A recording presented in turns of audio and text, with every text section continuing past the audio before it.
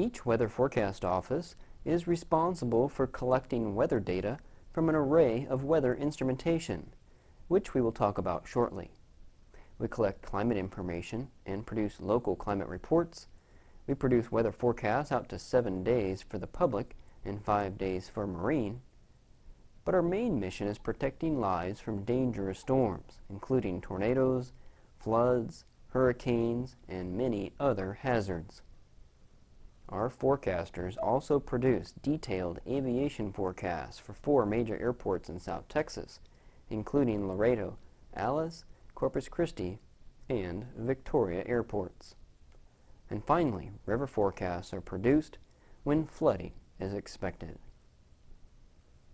Each office also conducts local research projects to advance the science of meteorology and improve forecasting at the local level. Public education and training is conducted to increase awareness to hazardous weather that could impact our daily lives. And each office works closely with local elected officials, emergency managers, law enforcement, schools, and collaborates with adjacent weather forecast offices to maintain consistency in our products. Now let's take a look at some of the technology we use in the National Weather Service to monitor and forecast the weather. This first system is our robotic weather station we call ASOS. ASOS stands for the Automated Surface Observation System. There are about a dozen ASOS or ASOS-like systems in our area of South Texas that keep a constant watch on the sky at each location. These systems observe the winds, sky cover, visibility, precipitation, temperature, dew point, humidity, pressure, and pressure change 24 hours a day, 365 days a year. Nearly every ASOS is located at an airport facility because weather conditions are critical to aviation. All official temperatures that are reported on your nightly newscasts come from the National Weather Service ASOS systems. Some of the ASOS systems are owned and operated by the National Weather Service, the FAA, the military, or the Texas Department of Transportation. Out of the 12 systems in this area, half of them are owned and operated by your local National Weather Service. Your local National Weather Service also launches weather balloons twice daily at 6 a.m. and 6 p.m. during Central Daylight Time and 5 a.m. and 5 p.m. during Central Standard Time. These large 5-foot tall and 4-foot wide balloons are inflated with hydrogen gas. They are retrofitted with a parachute and a weather instrument package, and when launched, these balloons take a 2-hour flight to the top of the atmosphere, reaching 100,000 feet. As it's ascending, the instrument measures the temperature, pressure, humidity, and wind speed and direction. A radio transmitter on board sends the data to a ground station every second and basically gives us a picture of our atmosphere.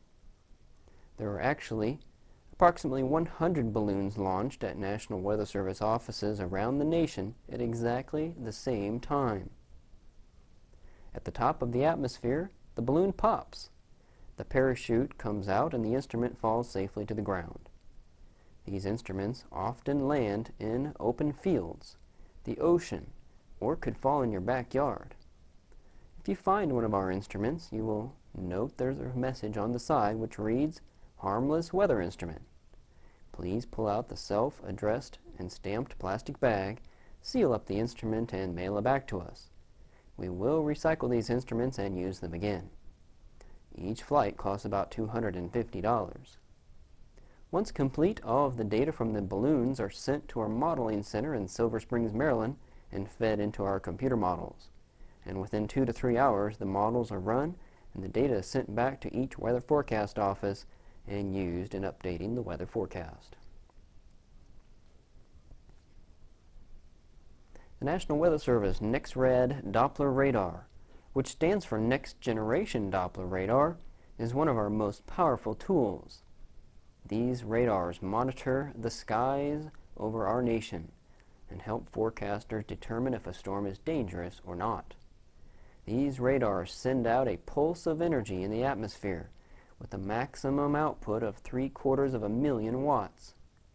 Then the radar waits for the energy to bounce off a target and return to the dish, identifying the location and motion the target is moving. The target is usually consisting of millions of tiny raindrops that make up a cloud structure of a thunderstorm. When the raindrops are moving at a high rate of speed in a circular direction, a tornado or hurricane may be occurring. These radars were built using 1980s technology and deployed nationwide during the 1990s. The National Severe Storms Laboratory is currently working on an upgrade to the National Weather Service radar network to include dual polarization technology, which will provide more advanced severe storm and precipitation monitoring capabilities. After that, the entire National Weather Service radar network will be replaced with a new radar network called Phased Array. There are hopes that this new radar will provide significant improvements in severe storm detection in the next 10 to 20 years. The National Weather Service also has a vast network of volunteer weather observers that report the high and low temperature and rainfall at 40 to 50 locations in the coastal bend, 365 days a year. The National Weather Service staff installs and maintains each of these weather stations, which have a big impact on climate statistics for the South Texas area. National Weather Service also monitors several dozen river gauges in South Texas. These gauges are maintained and operated by the U.S. Geological Survey, with live data fed into the Weather Forecast Office. The National Weather Service National Data Buoy Center maintains and operates a fleet of buoys in the Gulf of Mexico, including 4 parked right off the Texas coast. Buoys 42019, 42020, and 42035 are positioned within about 40 miles of the Texas coast and located in relatively shallow water. Buoy 42002 is located about 200 miles off the Texas coast in deep water, and usually the first instrument to monitor the approach of large waves from a distant hurricane.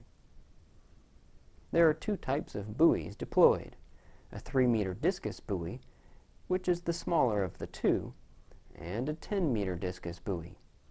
Each is tethered to the bottom of the ocean floor with a large chain. These buoys report weather information similar to the ASOS system, but include winds, temperature, dew point, pressure, and wave characteristics. Each buoy is very expensive to maintain and operate and costs about $250,000 for just 2 years of maintenance. Satellites are also very important instruments used in weather forecasting today.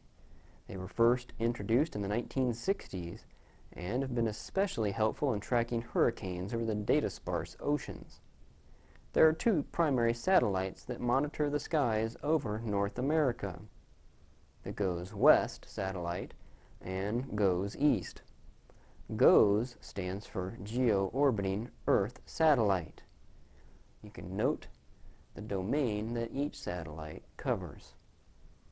These satellites remain fixed in the atmosphere some 22,500 miles in space, looking down over the Pacific Ocean, North America, and the Atlantic. Photographs are taken every 15 minutes and relayed directly to each weather forecast office. The satellites can zoom in and provide high-resolution information like these photographs every 1 minute, and provide incredibly detailed information about the structure of hurricanes, severe storms, and floods. And at night, the satellites can be switched to an infrared mode, so we can see the clouds when it's dark. The satellite has the ability to sense the temperatures coming off the Earth's surface and therefore determine where the clouds are located.